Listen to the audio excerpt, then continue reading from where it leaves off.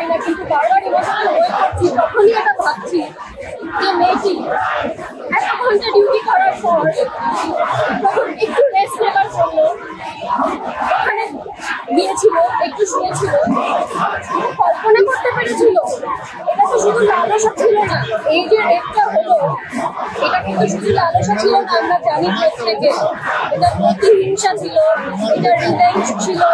ওর বাবা মায়ের ক্রোধ আমরা জানতে পেরেছি যে ও থ্রেটেন্ড হচ্ছিল গত 2 মাস ধরে। ও কিছু কিছু জিনিসের প্রতিবাদ করছিল, একে বলা হলো প্রতিবাদ করবি, দেখ প্রতিবাদের কি ফল হয়, রেপ করে প্রমাণ করে দিলাম তার প্রতিবাদের কি ফল হয়, লজ্জা। আমরা এখনো একটা ক্রিমিনাল ভয়াবহ লজ্জার প্রত্যেকবার মনে হচ্ছে আমরা প্রত্যেকটা মেয়ে এক একজন তিলোত্তমা, যেন আমরা আশাহত না হই, এবারটা যেন আমরা আশাহত না হই। ক্রিমিনালদের শাস্তি চাই, দৃষ্টান্তমূলক শাস্তি চাই, দৃষ্টান্তমূলক। এই যে যা যা ঘটে না, বড় বড় ঘটনা, তার বীজগুলো কিন্তু ওইরকম জায়গাতেই লুকিয়ে থাকে। আমরা যখন খুব ছোট মাত্রায় হয় তখন সেগুলোতে গুরুত্ব দিই না, কিন্তু ওগুলোই আমাদের আপব্রিঙ্গিং এর মধ্যে হতে হতে এটা বাড়তে থাকে। সেই জন্য শিক্ষা, একজনের আমি দেখলাম তিনি একটা বক্তব্য রেখেছেন খুবই সুন্দর, যে এই গ্রুমিংটা মানে বাচ্চা অবস্থায় বাড়ি থেকে এটা শেখাতে হবে, স্কুলে এটা শেখাতে হবে, না হলে কিন্তু এই জিনিসটা এরকম ভাবে তৈরি হয়। একদম স্যার। আর সহকর্মীদের ক্ষেত্রে তো আরেকটু সচেতনতা দরকার। একদমই দরকার। তাদের আমরা বলছি সহকর্মী, তারা আমার বন্ধু, কিন্তু তাদেরকে নিয়ে আমরা এই ধরনের মজা করতে পারি না। এইটা একটা শিক্ষার অঙ্গ হওয়া দরকার। আমাদের তো এখন মরাল এডুকেশন আর করানো হয় না। হ্যাঁ, আমাদের একদম আমাদের মানে যা করানো হয় সেগুলো হচ্ছে এই নম্বর পাওয়া যাবে কিসে কিসে, কিন্তু এইগুলোকে কত জরুরি সেগুলো এইরকম সময় বোঝা যায় যে আমরা বাচ্চাদের সেই শিক্ষাটা আমরা দিই না। ম্যাডাম, দুটো কোয়েশ্চেন। কর্মক্ষেত্রে যে মেয়েদেরকে যে অবজেক্টিফাই করা হয়, সেখানেও তো মেয়েদেরকে অপমানই করা হয় কোথাও না কোথাও দাঁড়িয়ে।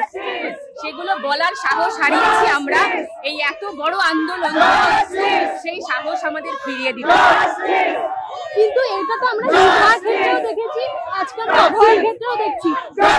কোথাও না কোথাও কি সহকর্মীদের কি আরো একটু সচেতন হওয়া উচিত ছিল না?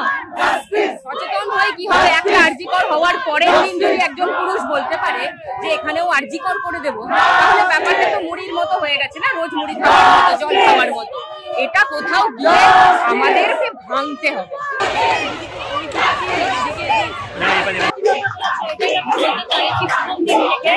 যে সূত্রপাতটা ঘর থেকে শুধু ছোটবেলা থেকে হচ্ছে, আমি বলছি ছোটবেলা থেকে সূত্রপাতটা হচ্ছে।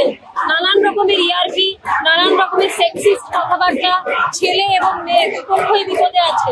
বলে দিচ্ছি, ছেলেরা অ্যাবিউজড হয়ে জমা হয় ছোটবেলা থেকে, বলে না হয়তো লজ্জায় মেয়েদের কথা। এবারে ব্যাপারটা হচ্ছে বাড়ির 4 দেওয়ালের ভেতর থেকে এবং একদিন জন্মানোর পরে যখন থেকে বড় হওয়া শুরু হচ্ছে তখন থেকে এটা শেখাতে হবে।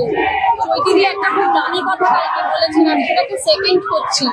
সন্তানকে দুধ খাওয়ানোর সময় থেকে শেখাতে হবে, সে ভাষা বুঝতে শেখেনি কিন্তু তার মর্মে যাতে ঢুকে যায়। চৈতিরিকে সেকেন্ড করে বলছি, দুধ খাওয়ানোর সময় থেকে তার মর্মে ঢুকিয়ে দিতে হবে যে তোমার মায়ের যে শরীরটা দেখছো আর 5টা মেয়ের শরীরটাও এরকমই, আলাদা কিচ্ছু নয়, ঠিক তোমার মায়ের মতো।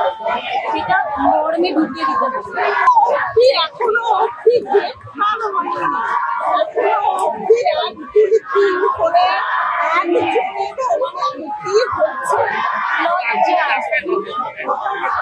ম্যাডাম, আজকে তো রাজপথে আমরা নামতে বাধ্য হয়েছি মেয়েরা।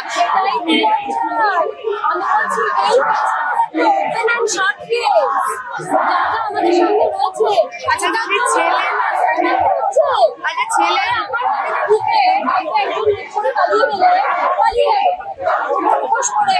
কোনো প্রমাণ নেই, কোনো বিকাশ নেই, একদম